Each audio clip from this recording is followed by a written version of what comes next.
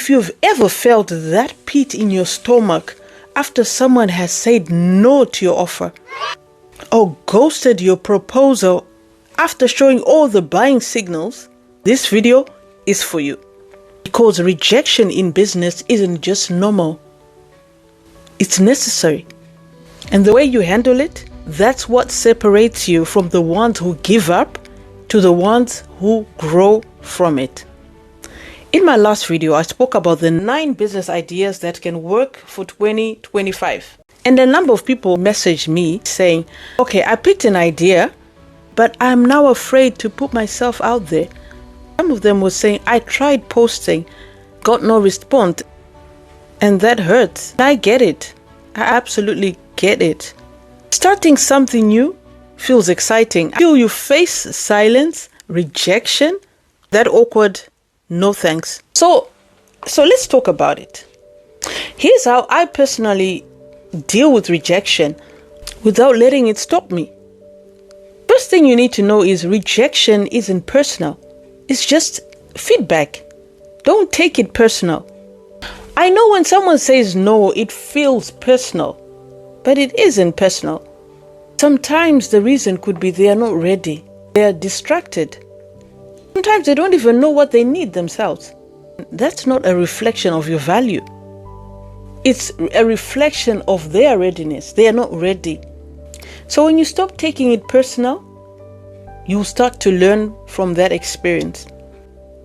Ask yourself, was I clear on the value? The value of the service that I'm offering, or the value of the product that I'm offering, was I clear about it? Am I speaking to the right person? Because it's not everyone who is your ideal client. You might have a brilliant product or a brilliant offer, whatever it is that you are selling, but if the person you are talking to is not the ideal person, the ideal client, then it's a complete waste of time. Firstly, ask yourself, was the timing off? Because timing plays a very important role. So what rejection simply does, it just helps you refine yourself. It helps you refine the way, even the way you're selling your offer. It's not meant to make you run away from what you are currently doing. Number 2, rejection is part of sales. It's not the end of it. It's not time for you to call it quits. Most people think when they get a no, they think it's over. Everything is over. It's all done and dusted. But often, a no just means not yet. They are not yet ready to buy whatever it is that you're offering. They might not be in that mental space at that moment to buy what you are offering. Or they could be working on something else at that moment, but it doesn't mean that they are completely rejecting your offer. Nor does it mean that your offer is a bad offer. I've had people come back to me months later after saying no. And they came back when they were finally ready. I was ready to sell, but were they ready to buy? No, they were not. So they came back when they were ready to buy what I was offering.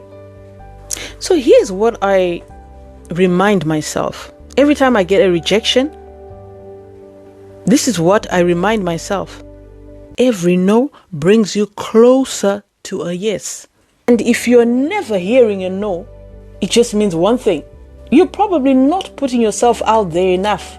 Because if you were, you get that more no's than you are currently getting. I also want you to make a note of this. Rejection is a sign that you're in motion. You're actually doing the work. So instead of fearing rejection, you need to expect it. It comes with the territory. It comes with being a business owner. So what you need to do is you need to plan for it. You need to plan for the no's, that I will get some no's, and you need to grow from it. Let me share with you real quick how I emotionally bounce back from rejection. I don't pretend it doesn't hurt. For me to say that you get used to being rejected, that's a bit of a stretch. It hurts, all right, but you have to come to a realization that it's still part of the process. I let myself feel that hurt, but I don't sit in it. I don't sit in it for too long. I feel it, all right, I acknowledge it, but for a short time. So let me break this down for you. I pause and I remind myself, this is part of the process. It's not a time to stop. The second thing I do is I take the time to check my data. And that is my email data or my messages. Did they open my message? Did they watch my video? Did they ask me a question?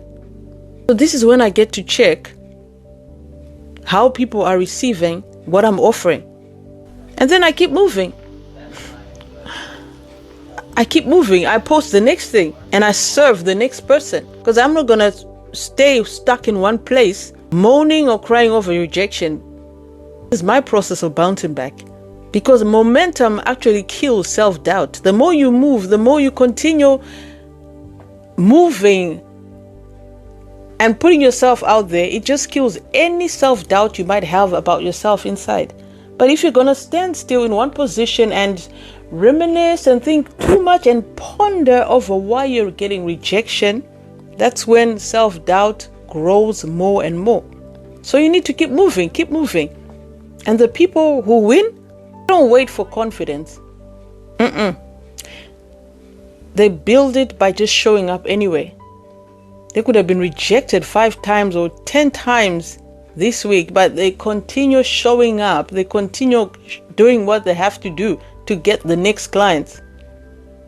It reminds me of this verse, Psalms 30 verse 5. Weeping endures for the night, but joy comes with the morning. You see, it's only seasonal. It's temporary when you go through rejection. It's temporary when you go through situations. So this verse actually serves to me as a message of hope. There is hope after rejection, because after everything has been said and done, joy is going to come in the morning. That means there's still hope for tomorrow. So see rejection as something that is temporary. If you watched my video on the 9 business models and felt excited, come back to this. The goal isn't about avoiding rejection. That's not the goal, because rejection is going to come whichever way. The goal is to outgrow the fear of rejection. Rejection doesn't mean stop. It means sharpen your skills, work on your skills, work on your selling skills more. So if you're ready to stay in the game, in my next video, I'm going to be diving into something really interesting. I'm going to be talking about the psychology behind sales. Understanding what is happening in your client's mind during the sales process is a game changer. And I can't wait to share it with you. So make sure not to miss it. Go and watch the next video, which is how to build your self-confidence even when you doubt yourself. It will give you the mindset you need to keep going, especially on those hard days. So if you've enjoyed today's video, make sure to like this video, share with a friend who needs it, and subscribe to this channel so you don't get to miss out on all the good stuff that we have coming up. And thank you for hanging around with me, and do take care. I'll see you in the next video. Bye-bye.